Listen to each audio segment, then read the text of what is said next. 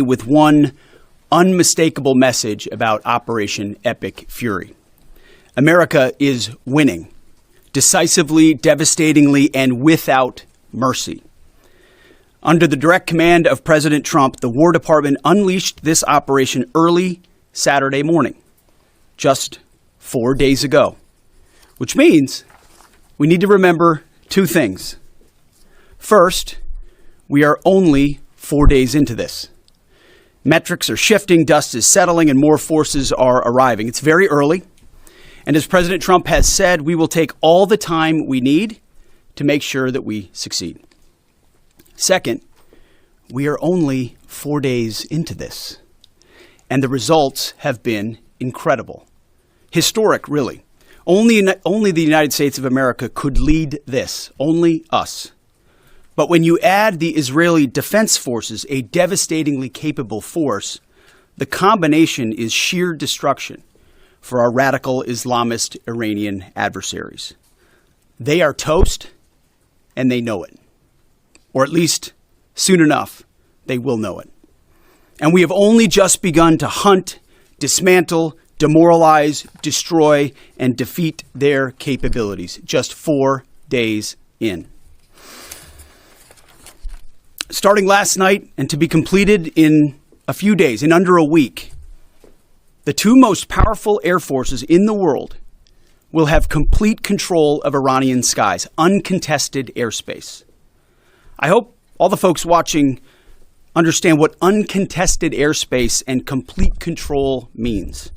It means we will fly all day, all night, day and night, finding, fixing, and finishing the missiles and defense industrial base of the Iranian military, finding and fixing their leaders and their military leaders, flying over Tehran, flying over Iran, flying over their capital, flying over the IRGC, Iranian leaders looking up and seeing only U.S. and Israeli air power every minute of every day until we decide it's over.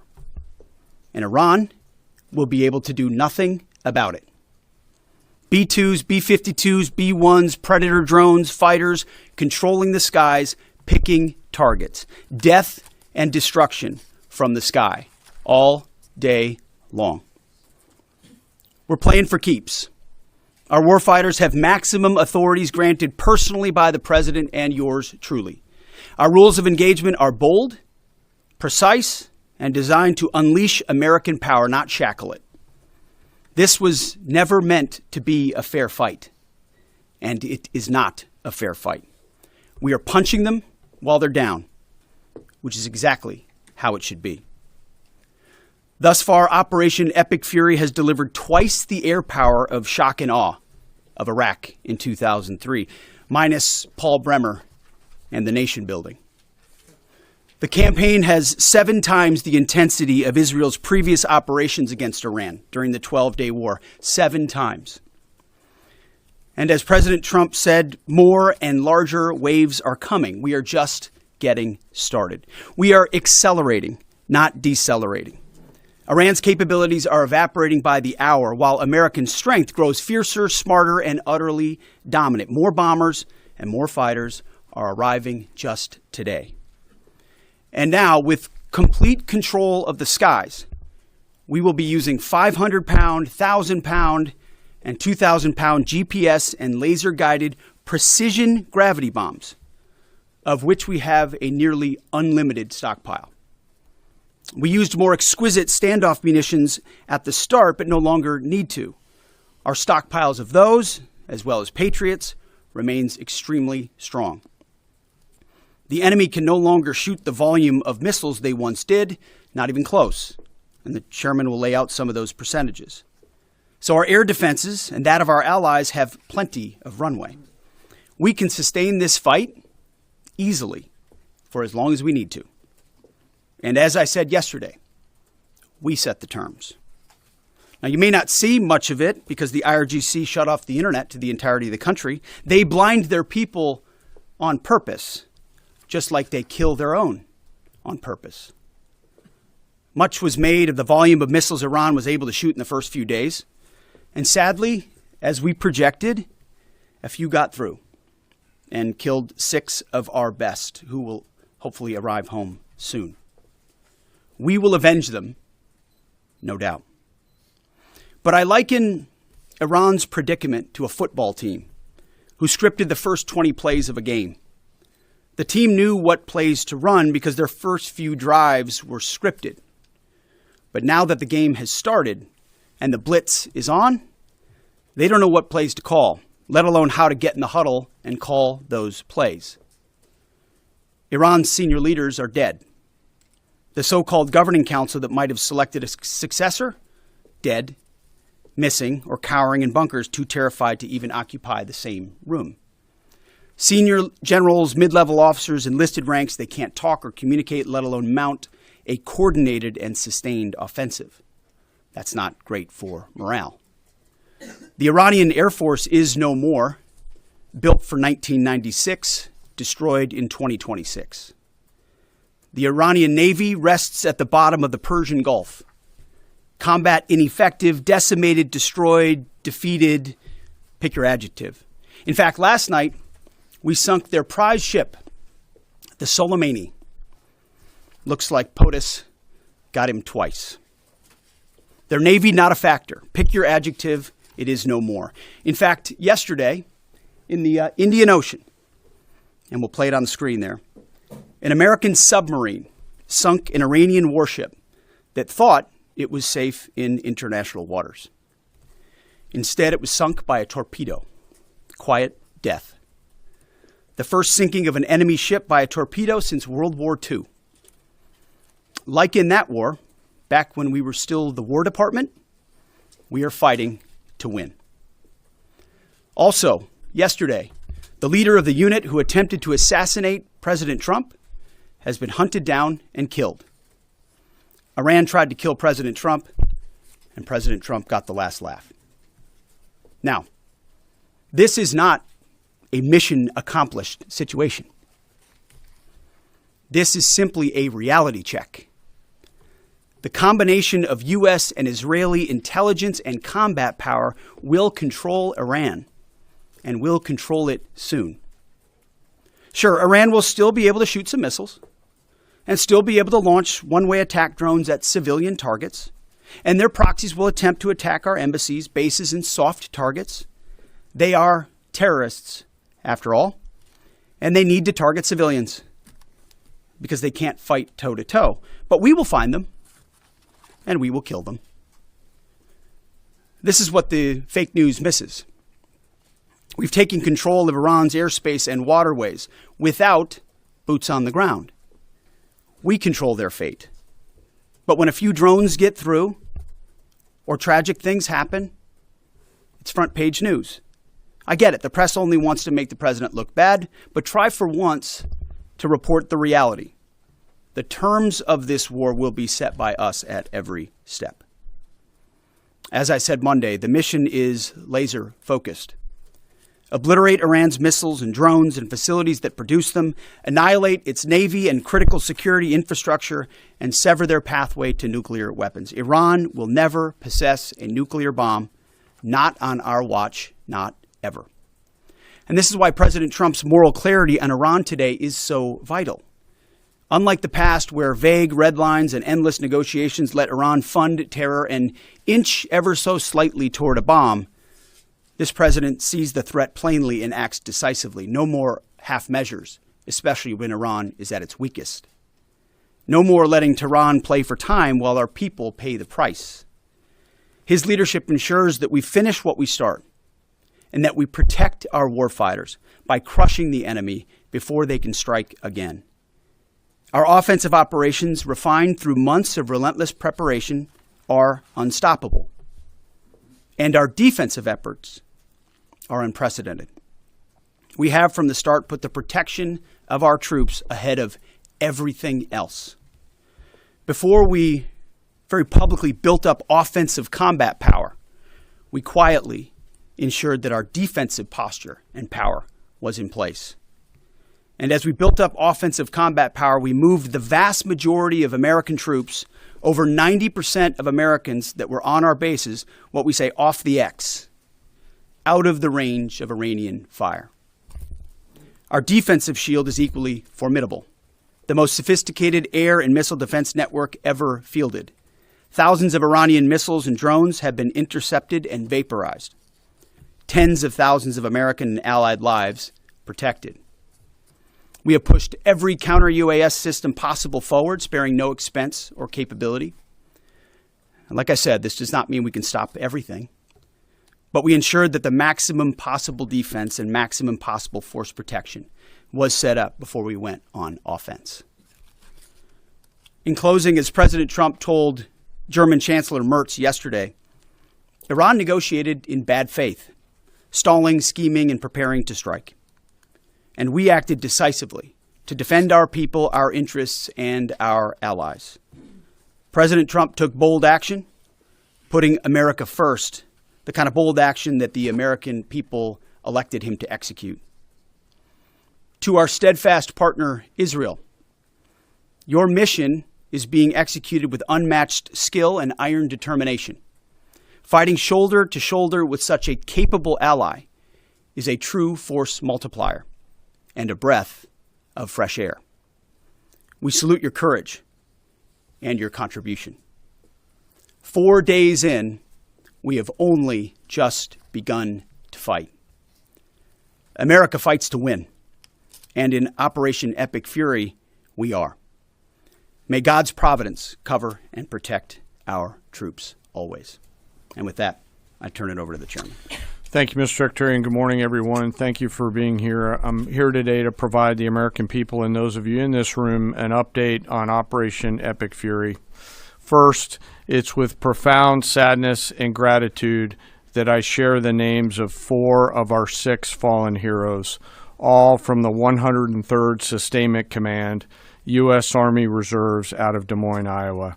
Captain Cody Cork, Sergeant First Class Noah Tegens, Sergeant First Class Nicole Amore, and Sergeant Declan Cody. To the families of our fallen, we grieve with you today, and we look forward to welcoming your family members home at Dover in the coming days. Out of respect for the other families, we'll withhold the release of their names until next of kin notification is complete. And either myself or Admiral Cooper will release those names as soon as we can ensure that all of those families have been properly notified. To our Gold Star families, to our wounded warriors and their loved ones, we will never forget your sacrifice. Our nation stands with you, and we are eternally grateful for your courage, your resiliency, your devotion to this mission and to our nation. As the Secretary said, we're 4 days in, 103 hours into this campaign. The operation was again launched with clear military objectives designed to dismantle Iran's ability to project power outside of its borders, both today and in the future. First, we are targeting and eliminating Iran's ballistic missile systems to prevent them from threatening the U.S. Forces, partners, and interests in the region. Second, we are destroying the Iranian Navy, degrading its capacity, capability, and ability to conduct operations, not just in the Central Command AOR, but as the Secretary showed in the video, around the world. Third, we're ensuring Iran cannot rapidly rebuild or reconstitute its combat capability or combat power, and those phases will begin as the campaign continues. As of this morning, U.S. Central Command is making steady progress. Iran's theater ballistic missile shots fired are down 86% from the first day of fighting, with a 23% decrease just in the last 24 hours. And their one-way attack drone shots are down 73% from the opening days. This progress has allowed CENTCOM to establish localized air superiority across the southern flank of the Iranian coast and penetrate their defenses with overwhelming precision and firepower. We will now begin to expand inland, striking progressively deeper into Iranian territory and creating additional freedom of maneuver for U.S. forces. Let me explain a little bit about how we're thinking about staying ahead of the enemy. First, over the past several weeks, Admiral Cooper and the CENTCOM team have refined their operational approach to the region. Their planners identified key centers of gravity that would allow Iran to project power outside of its borders. They thought about how to isolate critical vulnerabilities and determined where, with precision, the greatest strategic effect could be achieved. As a result of this, CENTCOM is now shifting in day 4 already from large deliberate strike packages using standoff munitions at range outside an enemy's ability to shoot at us, now into stand-in precision strikes overhead Iran. As the Secretary said, this is a point of munitions transition from standoff munitions to stand-in munitions like joint direct attack munitions, which are GPS-aided free-fall weapons, and other things like Hellfires, etc.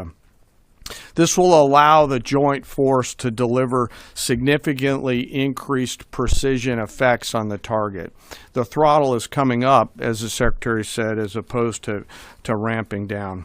This will allow us to maintain consistent pressure on the adversary over the coming days, disrupt their launch timelines, and impose cost every day around the clock. I know there have been a lot of questions about munitions. We have sufficient precision munitions for the task at hand, both on the offense and defense. But I want to tell you, teammates, as a matter of practice, I don't want to be talking about quantities. And I know there's been a great debate about that, and I appreciate the interest, but just know that we consider that an operational security matter. Let me flip to the map here. Hopefully I don't kill anybody with a laser pointer. As I mentioned earlier, and for you with the camera right there, my friend, I hope I don't ricochet off and hurt you. Over the initial days, the U.S. Joint Forces continued to attack and attrit ballistic missile capabilities as well as integrated air defense capabilities along the southern axis. Along the northern axis, Israel and the Israeli Air Force has predominantly been working integrated air defense targets along the northern flank, as well as medium-range ballistic missile capability as well. From the sea, the USS Ford has continued to project combat power here, as well as the bomber pulses that we talked about in the opening days of this briefing. Along the southern axis, the USS Abraham Lincoln Strike Group has continued to provide pressure from the sea along the southeastern side of the coast and has been attriting naval capability all along the strait and up into the Arabian Gulf at a size and scale sufficiently to address the targets required. To date, we've hit over 2,000 targets, as Admiral Cooper said in his video last night. We've destroyed more than 20 Iranian naval vessels, including, in addition to the frigate outside of the area, one submarine, and effectively neutralized at this point in time Iran's major naval presence in theater out there. As the Secretary showed the video, for the first time since 1945, a United States Navy fast attack submarine has sunk an enemy combatant ship using a single Mark 48 torpedo to achieve immediate effect, sending the warship to the bottom of the sea. I want to remind everybody that this is an incredible demonstration of America's global reach. To hunt, find, and kill an out-of-area deployer is something that only the United States can do at this type of scale. Over the next 24 to 48 hours, CENTCOM will continue to strike infrastructure and naval capability, and we'll continue to assess our progress against the military objectives. It does take time for us to collect that information and to assess en route. Much of our intelligence, surveillance, and reconnaissance capability is currently hunting and killing ballistic missile launchers and one-way attack capability. We're precise in that assessment, and we call balls and strikes in that assessment. We take that matter seriously. Iran, on the other hand, has been indiscriminate and more imprecise in their attacks. They've fired more than 500 ballistic missiles and more than 2,000 drones, striking innocent civilian targets throughout the region. Our partners are answering the call to defend themselves right alongside us. Jordan, Bahrain, Saudi Arabia, the UAE, Qatar, and Kuwait are all defending their people with their own combat capability with precision and restraint. Jordanian air defense crews recently intercepted a cluster of Iranian one-way attack drones headed to Amman. Bahrain's air defense forces shot down an inbound drone approaching Manama's maritime infrastructure, protecting both their population and critical shipping lanes. Saudi Patriot batteries stopped a salvo of ballistic missiles aimed at energy facilities near Dhahran. The UAE neutralized multiple drones targeting Abu Dhabi's industrial zone, demonstrating speed and precision. And Qatari fighters for the first time have shot down 2 Iranian bombers that were en route to their location. Together, these nations are helping to defend themselves and project power as required against the enemy. We're 100 hours in. It's still very early, as the Secretary said, but the balance is shifting.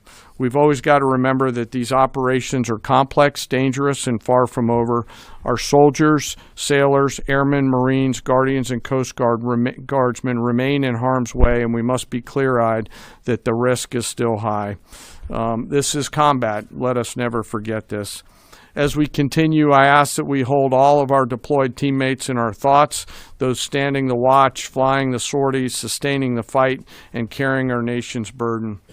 And I'll stop where I started, and that's remembering our 6 fallen who will return home as soon as possible. I remain humbled, grateful, inspired by every day the valor and professionalism of our joint force. They are quiet professionals through and through, out there doing America's work through the day and through the darkness. And with that, I'll take your questions along with the Secretary. Go ahead.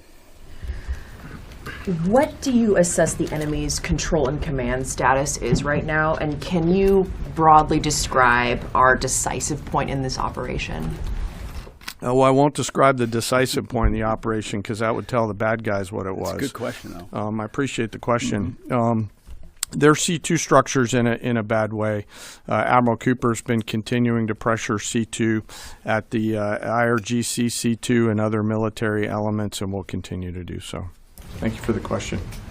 Thank you, Secretary Hegseth. Mary Margaret with the Daily Wire. Couple questions for you and then one for General Kane. Can you tell us more about how we took out the leader who was the leader of the group that was trying to assassinate President Trump?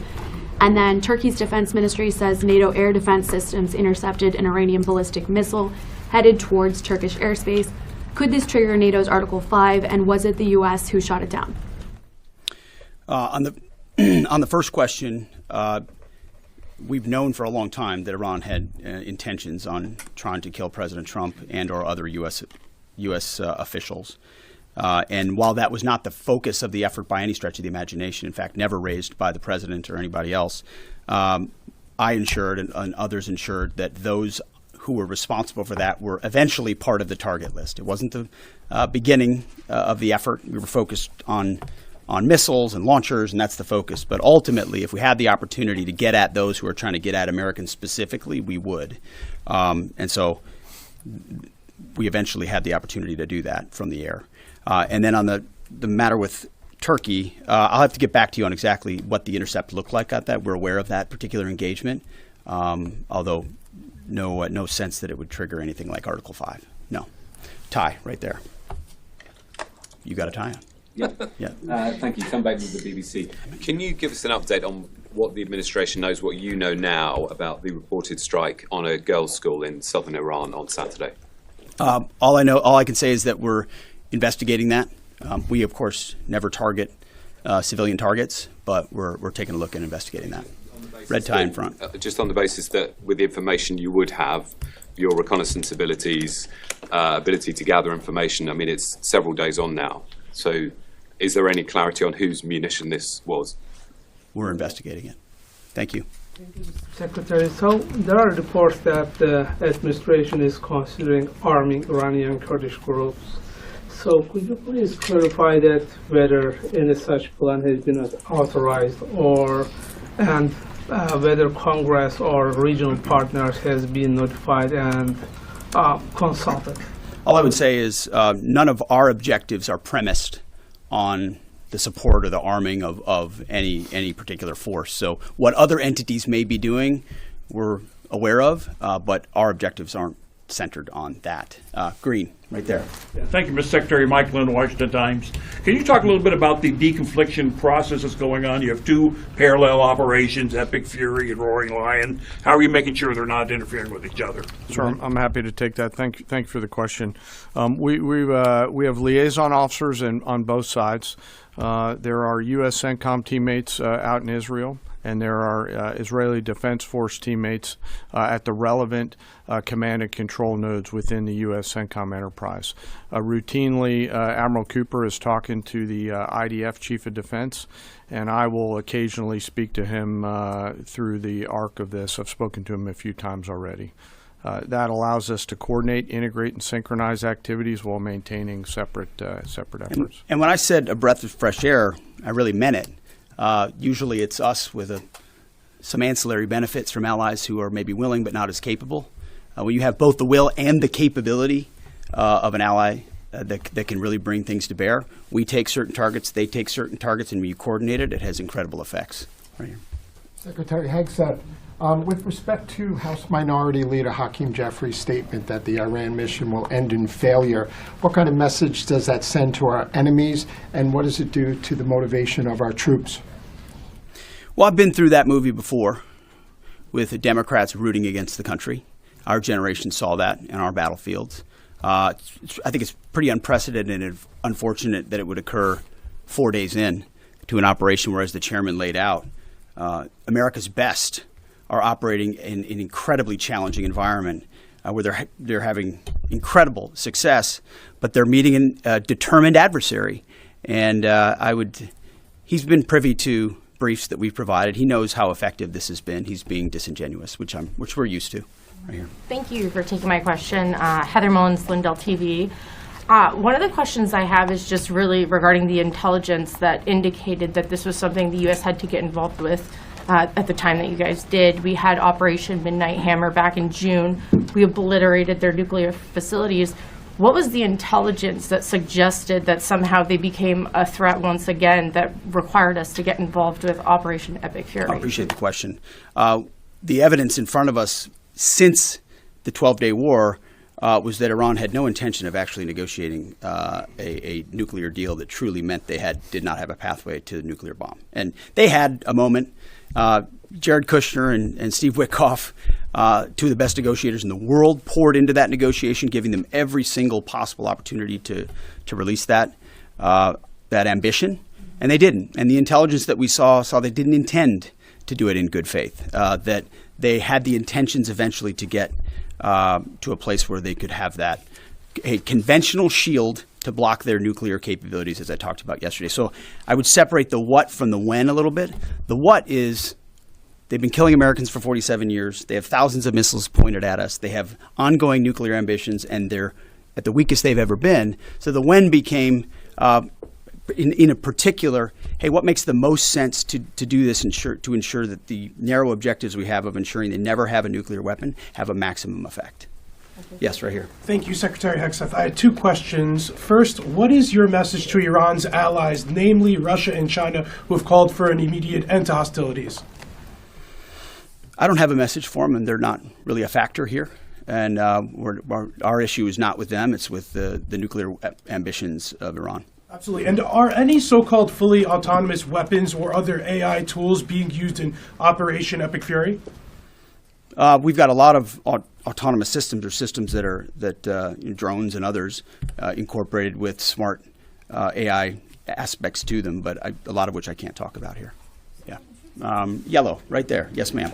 Thank you very much, Mr. Secretary. As you know, China is accusing the United States of invading in Iran, a sovereign nation, and North Korea, which cooperate with Iran on nuclear development, has declared its commitment to protecting Iran. What is the United States' strategic response to this?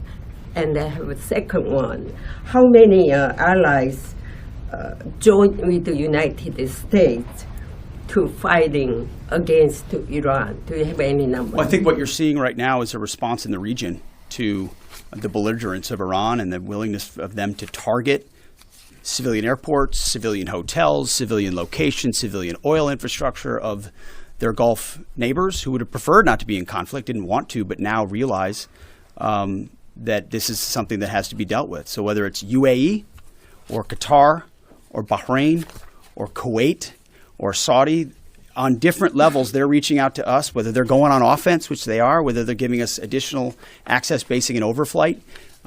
We're working very closely and collaborating with them. Also on air defenses. The air defense capabilities of those countries are significant, and when combined with ours and we coordinate, it brings simplicity to the shot doctrine, so we make sure we're using less munitions but being more effective with what we shoot at. And as it pertains to other countries, I'll sort of give the same question. They don't really bear on the case of Iran. We're going to deal with Iran's nuclear ambitions, and that'll send plenty of signals in the process. Right there. Purple. Are you going to help get Americans out of the region? The military going to help? Secretary, I have two questions. One question for you and the other question for Mr. Chairman. You ruled out that you are not engaging with the Kurdish forces, Iranian Kurdish forces, to incursion from the Kurdistan region to Iran. But now, and today, Iranian said that under threat in the Kurdistan region, they said clearly if there is any incursion from the Kurdistan region, they will attack all the Kurdistan region and go war with the Kurdistan region. What's your comment on that? And a question for Mr. Chairman, given comments that the U.S. forces might be deployed if necessary, under what specific conditions would you determine that deploying U.S. boots on the ground is necessary, and how would such a decision support and advance your stated strategic goals? Well, I'm not going to comment on U.S. boots on the ground. I think that's a question for policymakers, and I don't make policy. I execute policy. I will say on the question in the back corner about helping Americans get out, first, it's a great opportunity to encourage everybody in the region to go to the State Department and register. Secretary Rubio's been trying to get that word out, and I'd ask you to help us with that, to have folks register.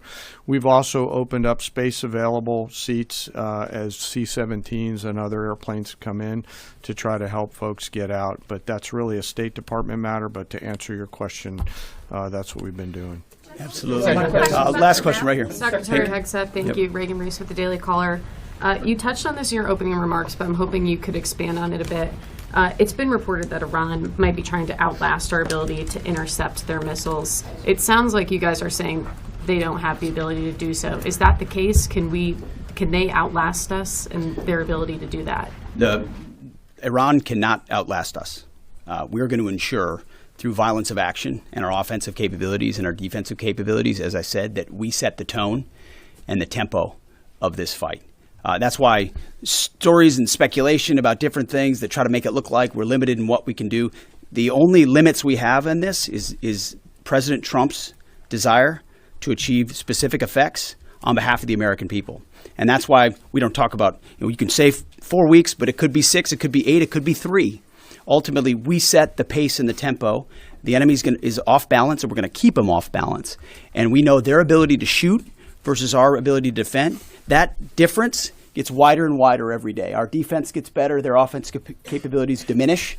As we are going into ammunitions that we, as we said, have tens of thousands of and can drop unlimited supplies on with even more effects than the standoff munitions we have now, which is why when we say the throttle's going up, the throttle's going up, and it's going to stay on high. Thank you all very much. Appreciate it.